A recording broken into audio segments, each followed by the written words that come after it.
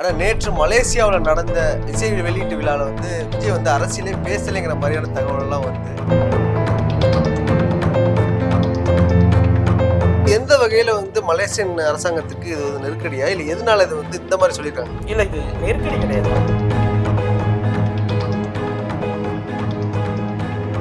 சரி, இப்போ இந்த ஜனநாயகம் ஆடியோ லான்ச் முடிஞ்சதுக்கு அப்புறம் அந்த டீமோடைய குழுவெல்லாம் சந்தோஷத்துல இருக்கா? எப்படி இருக்கு? மிகப்பெரிய ஹாப்பி.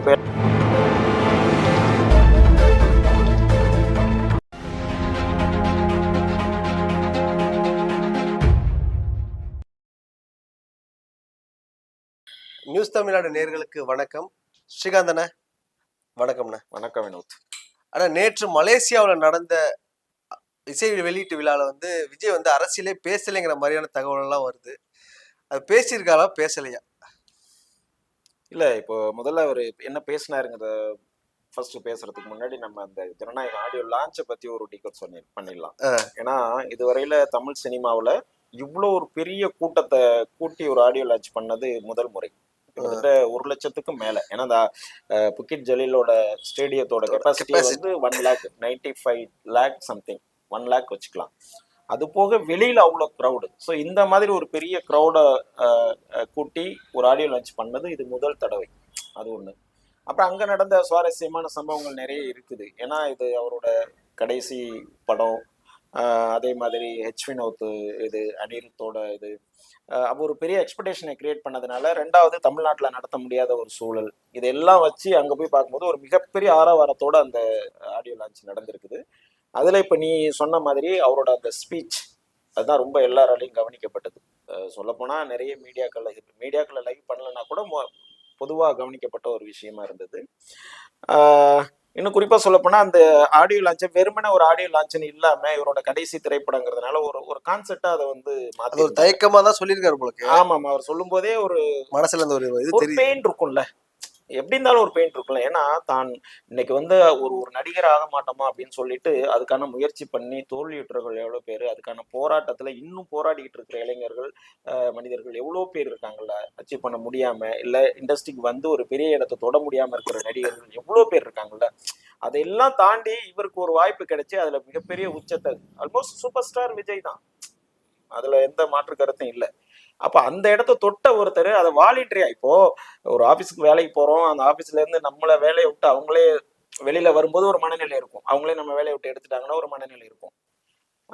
நாமளே போறோம் அப்படின்னா அது வேற விதமான ஒரு மனநிலை இருக்கும். இந்த வேலை வேண்டாம், பீக்ல நல்ல வருமானம் நல்லா வந்துட்டு இருக்கிற வேலையே வேண்டாம் நானே போறேன் போகும்போது வேற விதமான ஒரு பெயின் இருக்கும்ல. அந்த கிட்டத்தட்ட அதை விட பல மடங்கு அதிகமான ஒரு பெயின் அவருக்கு இருக்கும். ஏன்னா தான் நேசிச்ச ஒரு தொழில், அதுல உச்சத்துக்கு வந்த ஒரு தொழில், இவ்வளோ பெரிய ரசிகர் கூட்டத்தை பப்ளிக்க கவர்ந்த ஒரு நடிகர், அது வாலண்டியரா தன்னோட உச்சத்துல இருக்கும்போது வாலண்டியரா வெளியில வரும்போது அது ஒரு பெயின் கண்டிப்பா இருக்கும். அது நேற்று இரவெல்லாம் அவர் எப்படிலாம் ஃபீல் பண்ணியிருப்பாரு, என்னென்ன மாதிரி எல்லாம் பேக் போய் அதெல்லாம் யோசிச்சிருப்பாரு, கடந்த கால நினைவுகள்லாம் எப்படி பண்ணியிருப்பாருங்கிறது அவருக்கு மட்டுமே தெரிந்தது. அதை நம்ம கண்டிப்பா நம்ம ரசிகர்கள் எல்லாருமே அதை உணர்ந்திருப்பாங்க. ஸோ அந்த இடத்துல இருந்து அவர் அங்க பேசும்போது தான் அந்த நீங்க சொன்ன அந்த வார்த்தையை அவர் சொல்றாரு. நீங்க சொல்லாமா என்னன்னு எனக்கு தெரியல, இது என்னோட கடைசி படம் அந்த வார்த்தையை சொல்லும் போது ஒரு பெயினோட தான் அதை ரிலீஸ் நம்மளால புரிஞ்சுக்க முடியுது. அது எல்லாருக்கும் போய் அது கனெக்ட் பண்ணிச்சு. அது எவ்வளவு பெயின்ல இருக்காரு, எவ்வளவு ஒரு வழியில இருக்காருன்றத புரிஞ்சுக்க முடியுது. பட் அந்த வழியை அவர் இன்னொரு இடத்துல சொல்ற மாதிரி 33 வருஷம் எனக்காக என் கூட இருந்தீங்க, இப்போ மீதி இருக்கிற 33 வருடங்களை நான் உங்களுக்காக உங்க கூட நான் நிக்க போறேன் அப்படிங்கிற இடத்துல அதை கனெக்ட் பண்ணி பேசினார். இது இது இது மாதிரியான விஷயங்கள் ஆடியோ லான்ச் சம்பந்தப்பட்ட விஷயங்கள் நிறைய போனுச்சு. அப்புறம் அந்த ஆடியோ லான்ச் வெறுமன ஆடியோ லான்ச் இல்லாம ஒரு கான்செப்டா மாத்தி இருந்தாங்க. ஏன்னா லாஸ்ட் அனிருத்தோட அந்த மியூசிக்கல் பார்ட்டி இது பண்ணி விஜய் சாரோட ஃப்ரம் த பிகினிங் படத்துல இருந்து இப்போ இருக்கிற படத்துல ஹிட் சாங்ஸ் எல்லாத்தையும் எடுத்து சிங்கர்ஸ் வச்சு அதை ஒரு கான்செப்டா மாத்திட்டு, அப்புறம் அவர் கூட ஒர்க் பண்ண அட்லி, நெல்சன், லோகேஷ், இது மாதிரி அவங்களெல்லாம் அவங்களுடைய நினைவுகளை ஷேர் பண்ண வச்சு இறுதியாக தான் அவர் பேசினாரு. இன்னும் சொல்ல போனா அந்த ஸ்பீச்ல பொலிட்டிக்கல் பேசுவார் அப்படின்னு சொல்லி நிறைய எதிர்பார்ப்பு இருந்தது. மலேசியன் கவர்மெண்டே கூட பொலிட்டிக்கல் ஸ்பீச் எல்லாம் கொஞ்சம் வேண்டாம் அப்படிங்கிற மாதிரி அறிவுறுத்திருந்தாங்க அப்படின்னு ஒரு யாரையோ ஒருத்தர் கைது பண்ணதா தகவல் வருது. எதுல கைது பண்ணாங்க? அரங்கத்துல யாரையோ ஐ டோன்ட் நோ. அப்படியா? ஏதோ கட்சி கொடியை பயன்படுத்தினதாகவும் அவங்கள பையனை காவல்துறை எச்சரிக்கை பண்ணிருப்பாங்க, கைது பண்ற அளவுக்கு இல்ல அது அதுதான் விஷயமா கவர்மெண்ட் இருக்காது. சைட்ல இருந்து அதை போட்டிருக்கு அது அது ஏன்னா அவங்க வந்து அந்த ஃபங்க்ஷனுக்கு அலோவ் பண்ணும்போதே அந்த இந்த டேர்ம்ஸ் எல்லாம் norms. கொடுத்துருந்தாங்க. கட்சி சார்பா அது வேண்டாம், கட்சி பாடல்கள் ஒலிக்க வேண்டாம், அது கட்சி சார்பான ஸ்பீச் வேண்டாம், அரசியல் வேண்டாங்கிற மாதிரி அவங்க அறிவுறுத்திருந்தாங்க. அதனாலதான் நீ அவரோட ஸ்பீச் ஃபுல்லா பாத்தீங்கன்னா அரசியல் பேசியிருக்காரு. ஆனா அது ஓப்பன் அப்பான அரசியல் இல்ல. பட் அவர் சொன்ன விஷயங்கள் கரெக்டா போய் ரசிகர்களுக்கும் பப்ளிக்குக்கும் இல்ல அவர் என்ன பேச போறாருன்னு எதிர்பார்த்துட்டு இருந்த எல்லாருக்குமே அந்த விஷயம் கரெக்டா கனெக்ட் இது ஆயிடுச்சு. எந்த வகையில வந்து மலேசியன் அரசாங்கத்துக்கு இது ஒரு நெருக்கடியா இல்ல எதனால இது வந்து இந்த மாதிரி சொல்லியிருக்காங்க? இல்ல இது நெருக்கடி கிடையாது. அவங்களுக்கு இந்த பாலிடிக்ஸ்னால அவங்களுக்கு எந்த இதுவும் கிடையாது. இம்பாக்ட் கிடையாது. அவங்க என்னன்னா அவங்க யோசிச்ச விஷயம் வந்து என்னன்னா இந்த கரூர் சம்பவம் தான். அந்த மாதிரி ஒரு பெரிய கிரௌடு வந்து பொலிட்டிக்கல் பேசுவாரு அப்படின்னு சொல்லி நிறைய எதிர்பார்ப்புல எல்லாம் உள்ள வந்து ஒரு பெரிய ஆரவாரமாகி அதன் மூலமா ஏதாவது ஒரு சின்னதா ஏதோ விஷயங்கள் நடந்துடக்கூடாதுங்கிறதுக்கு அதை முன்னமே அவங்க பண்ணியிருந்தாங்க. இது ஒரு ஆடியோ லான்ச் தானே. இப்போ ஆடியோ லான்ச்னா அந்த ஆடியோ லான்ச் சம்பந்தமா நீங்க பேசுங்க, அரசியல் வேண்டாம், அது அது ஒரு பெரிய அரசியல் கட்சி கூட்டம் மாதிரி ஆயிடக்கூடாது அப்படிங்கிறதுக்காக ஒரு அறிவுறுத்தல் தான். ஆனா நேற்று அரசியல் தானே பேசியிருக்காரு. அரசியல் பேசியிருக்காரு தானே, நிறைய இடத்துல பஞ்ச் சூட்சமாவும் பேசியிருக்காப்ல. ஆமாமா இன்டைரக்டா பேசியிருக்காரு.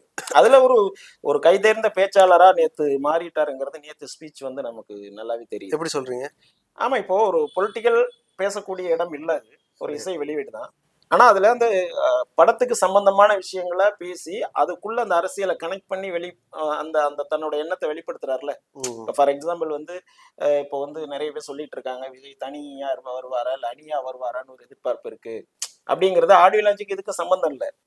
ஆனா அங்க ஒரு பாஸ் கொடுத்து நம்ம என்னைக்கு தனியா வந்திருக்கோம், உங்க கூட தானே வர்றேன் இருக்கேன் அப்படின்னு அங்க ரசிகர்களை சொல்லி, ஆனா இன்டைரக்டா சொல்றது யார சொல்றாரு? அரசியல் அந்த இடத்துக்கு சொல்றாரு. இது மாதிரியான ஸ்பீச் அங்க நிறைய அதுக்குள்ள நிறைய வந்திருக்கு. அதே மாதிரி நண்பர்கள் நமக்கு இல்லைன்னா கூட பிரச்சனை இல்லை, எதிரி ஆனா வலுவான எதிரி நமக்கு இருக்கணும். அப்பதான் நாம அந்த வலுவான எதிரியை எதுக்கிறதுக்கு நாம கரெக்டா இருக்கோமா அப்படிங்கிறது நமக்கு தெரியும்ன்ற விஷயம் சொல்றதெல்லாம் வந்து திமுக சொல்றாரு. இப்ப திமுக நம்ம எதுக்குறோம், நமக்கு சரியான போட்டி திமுக தான், டிவிகே வெர்சஸ் டிஎம்கே அப்படின்னு சொல்ற விஷயத்த இன்டைரக்டா வேற விதமா சொல்றாரு. படத்தோட கனெக்ட் பண்ணி சொல்றாரு. அவங்க சொன்ன டேர்ம்ஸ் அண்ட் கண்டிஷனும் கரெக்டா இருக்கு. ஆனா நான் சொல்ல வேண்டிய விஷயத்தையும் கரெக்டா சொல்லிடுறாங்க உள்ள. இப்ப கேட்டா கூட நான் படத்துல இருந்து தான் சொன்னேன், யாரும் கொஸ்டின் பண்ண முடியாது. அதுதான் சொன்ன ஒரு கைதேர்ந்த அந்த ஒரு ஸ்பீச் இருக்குல்ல, அது உண்மையிலேயே ரொம்ப விஜய் சாரோட இதுல வந்து பாத்தீங்கன்னா ஒரு நல்ல டெவலப்மெண்ட் இதுல தெரியுது அவரோட ஸ்பீச்ல. அதே மாதிரி அந்த குட்டி கதையா இருக்கட்டும், அது நல்லா இருந்துச்சு. ஆடியோ லான்ச்ல வந்து எப்போதும் ஒரு குட்டி கதை சொல்லுவாரு. இதுல அந்த குடை கதைங்கிறது வந்து ரொம்ப அற்புதமா இருந்தது. அது மூலமா வந்து அவரோட ரசிகர்களுக்கு யங்ஸ்டர்ஸுக்கு ஒரு விஷயத்த கன்வே பண்றாரு. என்ன சரியோ திருப்பி தீதும் நன்றும் பிரதர வாரான்னு ஒரு விஷயம் இருக்கிற மாதிரி, நாம எந்த விஷயத்த செய்யறோமோ அந்த விஷயம் நமக்கே வேற வேற வடிவங்கள்ல நம்ம கிட்ட வந்து சேரும். அது ஈவன் நல்லது செஞ்சினா வேற வேற விதத்துல வேற வேற உருவத்துல நமக்கு நல்லதா வரும். நீ கெட்டது செஞ்சாலும் வேற மாதிரியா அது நம்மகிட்டே வந்து திரும்பி சேருங்கிற ஒரு பெரிய விஷயம் அது. அவர் வந்து ஒரு மேடையில் நின்று ஒரு ஜாலியா பேசினா கூட அந்த விஷயம் உண்மையிலே பாத்தீங்கன்னா பப்ளிக்கு யங்ஸ்டர்ஸுக்கு ரொம்ப அழகா அந்த மேட்டரை வந்து புரிய வச்சாரு. அதுதான் இன்னொரு இடத்துல சொல்லுவாரு, ஒருத்தருக்கு உதவி பண்ணும்போது ஒரு போட்டா நீ இருந்தீன்னா, நீ ஒரு பாலைவனத்துல நிற்கும் போது அது ஒட்டகமா வந்து உனக்கு மாறி நிற்குங்கிறதும் சேம். அது ஒரு தாட். அது தண்ணியில தவிச்சிட்டு இருக்கிற ஒரு தண்ணி நீ ஒரு போட்டா போய் நீ ஒரு ஹெல்ப் பண்ணினா, நீ எங்கேயாவது ஒரு பாலைவனத்துல மாட்டிட்டு இருக்கும்போது அது ஒட்டகங்கிற உருவத்துல வந்து உனக்கு வந்து உதவியை கொடுக்கும். அதனால அதே மாதிரி இன்னொரு கருத்தையும் அதுல பதிவு பண்ணாரு. ஒருத்தருக்கு வந்து நமக்கு வந்து ஒருத்தவங்க துரோகம் பண்ணிட்டாங்க இல்ல நமக்கு வந்து ஒரு பெயின் கொடுத்துட்டாங்க அப்படின்னா அதை இம்மிடியட்டா அன்னைக்கு நம்ம திருப்பி கொடுத்துட்டோம் அப்படின்னா அன்னைக்கு டே வந்து நமக்கு ஹாப்பியா இருக்கும். பாத்தில்ல, நான் வந்து பழி வாங்கிட்டேன்னு அந்த டே மட்டும்தான் ஹாப்பியா இருக்கும். அதே நீ வந்து அவனோட தவற அல்லது நமக்கு செஞ்ச அந்த குற்றத்தை வந்து நீ மன்னிச்சு விட்டுட்டீங்கன்னா நம்மளோட வாழ்நாள் முழுக்க நமக்கு ஹாப்பியா இருக்கும் அப்படின்னு அந்த மாதிரி அந்த அவரோட ரசிகர்களுக்கு அல்ல அந்த தொண்டர்களுக்கு, இன்னும் தமிழகம் முழுக்க அவரை ஃபாலோ பண்ற இல்ல அவர் எதிர்பார்க்கிற இளைஞர்களுக்கு ஒரு ஒரு ரொம்ப ஒரு பாசிட்டிவான மெசேஜஸ் அதெல்லாம். ஸோ அது மாதிரி கொடுத்தாரு. அது போக இன்னும் வந்து பாத்தீங்கன்னா பொலிட்டிக்கல்லா இன்னும் வரணும்னாக்கா அந்த ஒரு எதுக்குறது இந்த நண்பர்கள் சொல்லும் போதே வலுவான எதிரி இருக்கணும்னு சொல்லும் போதே வந்து என்னன்னா, அதுக்காக போறவங்க வர்றவங்க எல்லாரும் நம்ம எழுத்துட்டு இருக்க முடியாது இல்ல அப்படிங்கும் போது வேற இடத்துக்கு கனெக்ட் பண்றாரு. அது சீமான ஒரு இடத்துல கனெக்ட் பண்றாரு. அதே மாதிரி சீமான் எடுத்துக்கிறீங்க இல்ல, அவங்க தானே வாலண்டியரா ஏத்துக்கிட்டே இருக்காரு அவரை. இப்போ ஒரு 2 எதிரி இருக்காங்க. திமுக வந்து டிவிகே அட்டாக் பண்றாங்க, அப்ப டிவிகே காரவங்க திமுகவை அட்டாக் பண்றாங்க. இப்ப பதிலுக்கு பதில் கருத்துக்கு கருத்து அப்படின்ற ஒரு விஷயம் இருக்கு. இங்க அப்படி கிடையாது. எப்படின்னா ஒரு வழி பாதையா இருக்கு சீமானும் அவர்களோட எதிர்ப்புங்கிறது. சீமான் மட்டுமே தான் டிவிகே எதிர்க்கிறாரு. டிவிகேல இருந்து இல்ல விஜய் அவர்களோ சீமான இது நாள் வரையில ஒரு வார்த்தை கூட அவங்க சொன்னது கிடையாது. அவர் சொல்ற கருத்துக்கு பதில் கருத்து கூட சொல்றது இல்ல, பொருட்படுத்துகிறாரு. பொருட்படுத்துறது இல்ல. அந்த விஷயத்த நோட்டீஸ் பண்றாரு. இப்ப போற வர எல்லாருக்கும் பதில் சொல்லணும்னு அவசியம் இல்லை அப்படிங்கிற மாதிரி சொல்லுவோம்ல, அதான் அவர் சொல்றாரு. இப்போ நீங்க எவ்வளவு பேர் எதுக்கலாம், எல்லாருக்கும் நான் வந்து நிக்க முடியாது, என்னோட எதிரி எவ்வளவு வலுவான ஆளா இருக்குங்கிறத நான் தான் முடிவு பண்ணணுங்கிறது தான் அவரோட தாட்டா இருக்கு. அதுல ரெண்டு பொருள் இருக்கு. ஒண்ணு சீமானுக்கு எடுத்துக்கலாம், இன்னொன்னு இப்ப ஜனநாயகன் படம் ரிலீஸ் 9th ரிலீஸ் ஆகுது இல்லையா, ஆமா 10th அன்னைக்கு வந்து பாத்தீங்கன்னா பராசக்தி படம் ரிலீஸ் ஆகுது. ஆமா. இப்போ எப்போதுமே விஜய் சாரோட படம் வருது அப்படின்னா ஒரு பெரிய படங்கள் அந்த காம்படிஷன்ல வராது, கொஞ்சம் தள்ளி தான் வைப்பாங்க. அது யூஸ்வலா எல்லா படங்களுக்கும் நடந்திருக்கு. பட் இந்த டைம் வர்றது அப்படிங்கும்போது நிச்சயமா வந்து எல்லாருக்குமே தெரியும், பப்ளிக்கும் தெரியும் எதுக்காக அந்த படம் வருது, கம்பெனி அந்த அவங்க ரிலீஸ் பண்றவங்க யாரு, ப்ரொடியூசர் யாரு அப்படிங்கிற விஷயம் தெரியுது. ஸோ அதையும் அங்க கோட் பண்றாரு. இப்போ யாரெல்லாம் வந்து இது பண்றாங்கன்னு எல்லாரையும் நம்ம எதுக்க முடியாது, எல்லாரும் நமக்கு ஒன்றும் இல்லை, நம்ம எதிரி வேற அப்படின்றத அந்த இடத்துலயும் அதை, அதாவது ஒரே விஷயத்த ரெண்டு பேருக்கு அப்ளை பண்றாரு. அதுவும் அங்க சொல்றாரு. அதே ஆடியோ லஞ்சில் வினோத் பேசும்போதும் இந்த வார்த்தை பதில் சொல்றாரு. யார் வேணா வரலாம், பட் நம்ம யாருன்றதை நம்ம ப்ரூவ் பண்ணுவோங்கிற விஷயத்தையும் அவர் அங்க சொல்றாரு. ஸோ அந்த மாதிரி பொலிட்டிக்கல் நிறைய இருந்தது இதுல. நீங்க சொல்றதை வச்சு எடுத்துக்கலாம். இப்போ இந்த பராசக்தியும் ரிலீஸ் ஆகுது, இப்போ ஜனநாயகம் ரிலீஸ் ஆகுது. ஸோ இதுல வந்து பிஸ்னஸா எதாவது அடி வாங்குங்கிற மாதிரி சொல்றீங்களா, இல்லை இது எப்படி நீங்க சொல்ல வரீங்க எனக்கு புரியல. இல்ல இப்போ விஜய் சாரோட படங்கள் அப்படிங்கிறது பாத்தீங்கன்னா இன்னைக்கு டாப் மோஸ்ட் ஹீரோ அவர் தான், சூப்பர் ஸ்டார், அதுல மாற்றம் இல்லை. இப்போ அவருக்குன்னு ஒரு பிசினஸ் இருக்கு. இப்போ இந்த படம் வந்து பாத்தீங்கன்னா ஜனநாயகன் அவரோட கடைசி படங்கிறதுனால ஒரு பெரிய எதிர்பார்ப்பை கிரியேட் பண்ணிருக்கு. ரெண்டாவது அவருக்கு வேற ஒரு ஜேர்னர் ஓப்பன் ஆயிருக்கு. இப்போ நடிகர் அப்படிங்கிறதுல இருந்து ஒரு தலைவரா அவர் வந்து எமர்ஜ் ஆயிருக்காரு.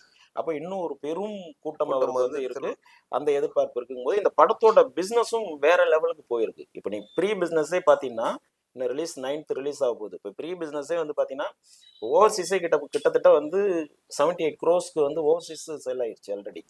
அது போக சேட்டலைட் ரைட்ஸ் கிட்டத்தட்ட 64 கோடிக்கு சேட்டலைட் பிசினஸ் ஆயிருக்கு. அது போக அதர் தென் தமிழ்நாடு, மலையாளம், தெலுங்கு, கன்னடா, ஹிந்தி, இந்த லாங்குவேஜ் கிட்டத்தட்ட 130 crores பிசினஸ் ஆயிருக்கு. இது வந்து இதுவரையிலும் நடக்காத பிசினஸ். இவரோட ரெக்கார்டை இவரே தான் உடைக்கிறாரு. அதே மாதிரி வேர்ல்டு வைடு வந்து பாத்தீங்கன்னா கிட்டத்தட்ட வந்து இன்னும் இதுவரையில விஜய் சார் படம் ரிலீஸ் ஆகாத அத்தனை கண்ட்ரிலையும் படம் ரிலீஸ் ஆகுது ஜனநாயகன். ஏன்னா அவ்வளவு பெரிய ஓப்பனிங் வந்து கிரியேட் ஆயிருக்கு. இப்ப இங்க இன்னும் டிக்கெட் ஓப்பனிங் ஆகல, பட் அது ஓவர்சீஸ் ஆயிடுச்சு. அங்கெல்லாம் 30 minutesல எல்லா டிக்கெட்டும். அப்ப இந்த பிசினஸா பார்க்காம பராசக்தியை நகர்த்தி போறதுனால இவங்களுக்கு என்ன? இல்ல இவங்களுக்கு எது இல்ல, பராசக்தி இவங்க வந்து கன்சிடர் பண்ணலமா. பராசக்தி விடுறதோட நோக்கம் என்னன்னா, இப்ப தமிழ்நாட்டை எடுத்துக்கிட்டீங்கன்னா கிட்டத்தட்ட வந்து ஒரு 1380 ஸ்கிரீன்ஸ் தான் இருக்கு. 1380 ஆமா ஸ்கிரீன் இருக்கு. இப்போ இந்த மாதிரி ஒரு பெரிய பிசினஸ் வரும்போது, ஏன்னா அந்த படத்தோட பட்ஜெட்டே பாத்தீங்கன்னா கிட்டத்தட்ட ஒரு 400 கோடி ரூபாய் பட்ஜெட் இது இந்த படம். அப்ப இதுக்குன்னு ஒரு பெரிய ஓப்பனிங் இருக்கு, பிசினஸ் இருக்கும்போது நிறைய ஸ்கிரீன் வந்து அப்ளை பண்ணும்போது தான் அந்த இதை வந்து அவங்க சொல்ற மாதிரி தொண்டர்களா இருக்கட்டும், ரசிகர்கள் எல்லாமே வந்து இன்னும் கொஞ்சம் பிசினஸ் ஜாஸ்தி ஆகும். அப்போ இந்த மாதிரி இப்ப அதுக்காக தான் இப்போ உங்க 10th வந்து இப்ப பராசக்தி வரும்போது அந்த தியேட்டரோட ஸ்கிரீன் வந்து சேர் ஆகுது இல்ல, நம்பர்ஸ் குறையும். ஸோ அதை தான் அவங்க பிளான் பண்றாங்க. அதர் தான் தமிழ்நாடு பிசினஸே கிட்டத்தட்ட வந்து 130 crores ஆயிருக்கு. ஒரு பெரிய பிசினஸ் இந்த படம். ஆல்மோஸ்ட் அவங்க வந்து ப்ராஃபிட்டை தாண்டி போயிட்டாங்க ஜனநாயகன். சக்சஸ்ங்கிறது முடிவான ஒண்ணுதான். அது எப்படி அதோட கண்டென்ட், ஸ்கிரிப்ட், பிரசன்ஸ் இதெல்லாம் வந்து வேற. இப்ப விஜய் படம் என்னங்கிறதுனா ஸ்கிரிப்ட் இதெல்லாம் வந்து வேறதான். பட் ஓப்பனிங் அதோட பிசினஸ்ங்கிறது ரெக்கவர் ஆயிடும். அதை தாண்டி அதுவும் இன்னும் வந்து பெரிய அளவுல இருக்கு, பெரிய வேல்யூபிளான கண்டென்ட் இருக்கு, இல்ல எல்லாருக்கும் வேற மாதிரியான விஷயங்கள் இருக்கு அப்படிங்கும்போது அது இன்னும் பெரிய பூஸ்ட கொடுக்க போகுது. அதுல வந்து இப்ப பராசக்தியோட சிவகார்த்திகேயன் படம் வர்றதுனால வந்து ஜனநாயகன் எந்த அளவுக்கு டிஸ்டர்ப் ஆகும் அப்படின்றது இல்ல. தியேட்டர் கம்மியாயிடுச்சுனாலே அந்த சேல்ஸ் கம்மியாகும் தான் அர்த்தம். இல்ல இது தியேட்டர் கம்மியானாலும் படம் ஹிட்னா ஆட்டோமேட்டிக்கல் குறையும். இப்ப எது ஹிட் ஆக போகுது அப்படின்ற ஒரு விஷயம் இருக்கு. இப்போ ஜனநாயகனை பொறுத்த அளவுக்கு அது வந்து ஒரு ஸ்டாண்டர்டான ரசிகர்கள் இருக்காங்க இல்லையா. ரெண்டாவது அவரோட கடைசி படங்கும் போது அது வேற விதமான ஒரு ஓப்பனிங் இருக்குல்ல, எல்லாருமே இதுவரையிலையும் பார்க்காதவங்க கூட பார்க்கலாம்னு ஒரு தோணும் இல்லையா. கடைசி படம் ஸ்கிரீன்ல பார்க்க போறோம் விஜயோட. ஆமா, ஏன்னா இங்க நீ இண்டஸ்ட்ரி எடுத்துக்கிட்டீங்கன்னா விஜயும் சிவகார்த்திகேயனும் ஒண்ணும் கிடையாது, இல்ல வேற வேற பிளேஸ். விஜய் எங்கேயோ இருக்காரு, சிவகார்த்திகேயன் எங்கேயோ இருக்காரு. அப்ப ரெண்டும் அதை ஈக்குவலா நீ ஒரே டைம்ல ரிலீஸ் ஆகுதுங்கிறதுனால அது அந்த வேல்யூ ஒன்னாயிடாது. சோ வேணா ஒரு காம்படிஷனுக்கு வரலாம். இப்போ பொங்கல் முன்னாடியே ரஜினி கமல் படங்கள்லாம் கூட வந்திருக்குது, அந்த மாதிரி எல்லாம் அது வேற. பட் இந்த சுச்சுவேஷன் வேற, ஏன்னா இவர் எடுத்திருக்கிற அவதாரம் வேற. இப்போ இந்த மாதிரி கண்டிஷன்ல ஒரு ரூலிங் பார்ட்டியை எதிர்த்து பொலிட்டிக்கல் பண்ண போற ஒருத்தரோட படமும் ரூலிங் பார்ட்டியை ப்ரொடியூஸ் பண்ற ஒரு படமும் வரும்போது அது வேற விதமான ஒரு சினாரியோ கிரியேட் பண்ணும் இல்லையா. ஸோ அதுதானே ஒழிய மற்றபடி எந்த வகையிலும் ஜனநாயகம் டிஸ்டர்ப் ஆகிறதுக்கு எந்த வாய்ப்புமே கிடையாது. சரி, இப்ப இந்த ஜனநாயகம் ஆடியோ லான்ச் முடிஞ்சதுக்கப்புறம் அந்த டீமோடைய குழுவெல்லாம் சந்தோஷத்துல இருக்கா? எப்படி இருக்கு? மிகப்பெரிய ஹாப்பி. இப்ப எல்லாருமே அத சொல்லியிருக்காங்களே, பெரிய ஹாப்பி. அ எல்லாருக்குமே ஒரு வருத்தம் இருக்குது. நேத்து ஆடியோ லான்ச்ல நான் நடிகர் நாசர் அவர்கள் பேசும்போது கூட விஜய் சாருக்கு வந்து ரிக்வெஸ்ட் பண்ணியிருக்காரு. வந்து யாருமே உங்கள எதுவுமே இது பண்ண மாட்டாங்க. நீங்க அப்படிலாம் ஃபீல் பண்ண வேண்டாம். ஏன்னா, நான் கடைசி படம்னு சொல்லிட்டேன். அதனால நடிக்க முடியாது. அப்படின்லாம் நீங்க ஃபீல் பண்ண வேண்டாம். நீங்க உங்கள வந்து கொண்டாடுறதுக்கு மக்கள் இருக்கு. அதனால நீங்க வந்து நான் எல்லாரோட சார்பா கேட்டுக்கிறேன். நீங்க திருப்பி படம் நடிக்கணும் அப்படின்னு சொல்லி ஒரு ரிக்வெஸ்ட் வச்சிருக்காரு. அததான் இவரு சொல்லும்போது கூட இத சொல்லலாமா என்னான்னு தெரியல. இதான் அவன் கடைசி படம்னு ஒரு மாதிரி மாடுலேஷன் சொன்னதும் கூட அதுதான். நிச்சயமா அது இருக்கும். பட் அவரு அத எல்லாத்தையும் விட்டுட்டு தான் நான் வர்றேங்கிறத இது பண்ணிட்டாரு. ம். இது எனக்கு போதும் இது. நான் இதுக்கப்புறம் என்னோட எஞ்சிய இத வந்து நான் உங்க கூட இருக்கணும்னு நான் விரும்புறேன். அப்படின்றத அவரு வந்து பதிவு பண்ணிட்டாரு. அவரு அதுல கிளியரா தான் இருக்காரு. உங்களுடைய தனிப்பட்ட கருத்தா நீங்க என்ன நினைக்கிறீங்க? இப்ப சொல்லிட்டாப்புல சரி. சப்போஸ் படத்துல நடிக்கிறாரு அப்படின்னா உங்களுடைய மனநிலை என்னவா இருக்கும்? இல்ல அது வந்து ஆஃப்டர் 26 ரிசல்ட்டுக்கு அப்புறம் தான் அத வந்து நம்ம டிசைட் பண்ண முடியும். ம். ஏன்னா 2 பெர்ஸ்பெக்ட் இருக்கு. இப்போ ஒரு இந்த எலெக்ஷன்லயே வந்து அவரோட கோல் அச்சீவ் பண்ணிட்டாரு அப்படின்னா நடிக்கிறதுக்கான வாய்ப்புகள் இல்ல. ஒருவேளை அது வந்து கொஞ்சம் மிஸ் ஆகிறதுக்கான வாய்ப்பு இருக்குன்னா மேபி சான்சஸ் மோர். அதுக்கான வாய்ப்பு இருக்கதான் செய்யும். ஆனா மிஸ் ஆகாது. மிஸ் ஆகாது. மிஸ் ஆகுறதுக்கு வாய்ப்பு இப்ப கள நிலவரம் வந்து மிஸ் ஆகுறதுக்கு வாய்ப்பு இல்ல. ஏன்னா அப்படிதான் தெரியுது. அவருக்கான அந்த ஸ்ட்ரென்த், அவருக்கு இருக்கிற ஒரு எக்ஸ்பெக்டேஷன், அவருக்கு இருக்கிற ஒரு மீடியா வெளிச்சம். ஏன்னா ஒரு தமிழ்நாட்டுல அரசியல் கட்சி பண்ற தலைவரோட ஒரு ஸ்பீச்சையோ அல்லது அவரோட கருத்தையோ தமிழ்நாட்டுல இருக்கிற மீடியாக்கள் தான் அதை பத்தி பேசிட்டு இருப்பான். ஆனா ஃபர்ஸ்ட் டைம் வந்து இவர் என்ன சொல்றாரு வந்து நேஷனல் லெவல்ல அது அது வந்து நியூஸ் ஆகுது. நியூஸ் ஆகுது. அது வந்து பெரிய ட்ரெண்டிங் ஆகுது. அப்போ வந்து இவருக்கு ஏன்னா இந்த என்ன அவருக்கான ஒரு ப்ரூவ்டு என்னங்கிறது நமக்கு இப்ப தெரியாது. அதனாலதான் அதை அறுதிட்டு சொல்ல முடியாம இருக்காங்க எல்லாம். இப்ப கூட வந்து பாத்தீங்கன்னா என்னைக்கு நாம தனியா வந்திருக்கோம் மக்களோட தான் உங்களோட தான் அப்படின்னு ஒரு விஷயத்த சொல்லிட்டு நாங்க கூட்டணியோட தான் வரப்போறோங்கிறத ஸ்ட்ராங்கா சொன்னாரு. இன்னொன்னு அப்படின்னா என்ன யார் கூட கூட்டணிங்கிற ஒரு கொஸ்டின் வந்து கிரியேட் ஆகுது இல்ல. சஸ்பென்ஸ் இருந்தா தானே எதுலயுமே ஒரு இது இருக்கும் அப்படின்னு ஒரு விஷயம் வச்சாங்க இல்லையா? காங்கிரஸ் நினைச்சுக்கலாமா அந்த சஸ்பென்ஸ்? அதுல நிறைய இருக்கு. அந்த சஸ்பென்ஸுக்குள்ள நிறைய இருக்கு. டிடிவி இருக்காரு, ஓபிஎஸ் இருக்காரு, காங்கிரஸ் இருக்கு. நிறைய விஷயங்கள் உள்ள அண்டர் வாட்டர் பால்ல இருக்கு. ஏன்னா நமக்கு தெரிந்த தகவல் படி பாத்தீங்கன்னா காங்கிரஸ்ல ராகுல் காந்தி அவரெல்லாம் ஆமா பேசப்பட்டதாகவும் ஆமா இன்னும் பேச்சுவார்த்தை நடந்துட்டு இருந்ததாகவும் ஒரு தகவல்லாம் இருக்கு. மேபி அந்த நடக்கல. ஏன்னா அவரு சென்ட்ரல் கவர்மெண்ட்ல இருந்த பார்ட்டி வேற காங்கிரஸ். ஆமா ஆமா இப்ப திமுக ஏதோ அரசியல் எப்படி வேணாலும் சொல்லலாம். சோ விஜய்க்கு வரதுக்கு வாய்ப்பு இருக்கு. அதான் இல்ல வாய்ப்பு அதுதான் அவர் சஸ்பென்ஸும் சொல்றதுல நிறைய அர்த்தம் இருக்கு. அப்போ ஒரு ஒரு ஸ்ட்ராங்கான கூட்டணி உள்ள வரப்போகுது. அதனாலதான் அது பண்றாரு. சேம் டைம் இங்க வந்து இப்ப அண்ணன் செங்கோட்டையன் அவருக்கு பாத்தீங்கன்னா அவரும் அதை ஸ்ட்ராங்கா அதே விஷயத்த இங்க அவர் சொல்றாரு. கட்டமைச்சிட்டு இருக்காரு. ஆமா கட்டாயமா அவர் பண்ணிட்டு இருக்காரு. ஏன்னா டிடிவி ஓபிஎஸ் ஆல்மோஸ்ட் இங்கதான் வரப்போறாங்க. அதுல சான்சஸ் இல்ல. வேற எங்கேயும் போறதுக்கு அவங்களுக்கு வாய்ப்பு இல்ல. அதே மாதிரி காங்கிரஸ் வந்துருச்சுனாக்கா இப்போ நீங்க கேட்ட கேள்வி அடுத்து அவர் நடிக்கிறதுக்கு வாய்ப்பு இல்ல. வாய்ப்பு இல்ல. ஆமா ஃபுல் ஸ்டாப் வச்சுட்டு அவர் வேற மக்கள் பணிக்கு அவர் தொடங்கிடுவாரு. அதுதான் அந்த ஜனநாயகனோட ஆடியோ லான்ச்ல கிளியர் மெசேஜா அவர் கொடுத்துட்டாரு. கூட்டணி வருது. இப்ப சஸ்பென்ஸுங்கும் போது ஒரு வெயிட்டான கூட்டணி இருக்கு. நிச்சயமா நாங்க சக்சஸ் பண்ணுவோம். ஏன்னா இன்னொரு விஷயம் நீ பாத்தீங்கன்னா இப்ப இவ்வளவு பெரிய நடிகர் நம்ம இதெல்லாம் பேசுறோம் நமக்கே இவ்வளவு தெரியுதுங்க போது அவரு நிறைய விஷயங்களை வந்து நிறைய பேர் பாப்பாரு, டிஸ்கஸ் பண்ணிருப்பாரு, நிறைய விஷயங்களை கால்குலேட் பண்ணிருப்பாரு, நிறைய பேர்கிட்ட இதை பத்தி விவாதம் பண்ணிருப்பாரு. சோ அதெல்லாம் பண்ணிட்டு தான் அவர் ஒரு முடிவுக்கு வர்றாரு. ஓகே இதெல்லாம் பாசிபிலிட்டிஸ் இருக்கு, நம்ம இந்த மாதிரி இருக்கு. ஏன்னா எத்தனையோ சர்வே எடுத்தாச்சு. ஏன் சபரீசன் கூட பெண் நிறுவனமே வந்து சர்வே எடுத்துட்டாங்க. அவங்க சொல்றதே 23% அவங்க வந்து சொல்லியிருக்காங்க. புரியுதா உனக்கு? அப்போ இந்த சர்வேக்கள்லாம் சொல்ற விஷயங்கள் மோரார்லெஸ் இருக்கும். 27னா 27 கூட இல்லைன்னா கூட 25 22வது வரும். இப்போ இண்டிவிஜுவலா அவர் இருக்கும்போது அப்போ அடிஷனலா கட்சிகள் ஆட் ஆகும்போது அவங்களோட ஸ்ட்ரென்த் இதை தாண்டி காமன் பீப்புளோட ஓட்டு இப்படி எல்லாம் சேரும்போது அந்த 35% அவங்க கிராஸ் பண்றது ரொம்ப எளிதான வாய்ப்புகள் நிறைய இருக்கு. வாய்ப்பு நிறைய இருக்கு. அது என்னவா எப்படின்னு நம்ம சொல்ல முடியாது. வாய்ப்பு அவர் கோல் அடையறதுக்கு நிறைய வாய்ப்பு நிச்சயமா இருக்கு. அதுதான் இந்த ஆடியோ லான்ச்ல நல்லாவே கிளியரா தெரிஞ்சு நமக்கு. சரிண்ணே. இப்ப தாவேகா தலைவர் அண்ணன் தளபதி விஜய் அவர்களை பத்தியான ஆடியோ லான்ச்ல அரசியலை பத்தி எல்லாத்தையுமே சொல்லிட்டீங்க. நீங்க சொல்ற மாதிரி 90% வாய்ப்புகள் இருக்குன்ற மாதிரி அவரு நினைத்து நடக்கிறதுக்குன்னு வாழ்த்துக்கள் தெரிவிச்சுக்குவோம். நன்றி.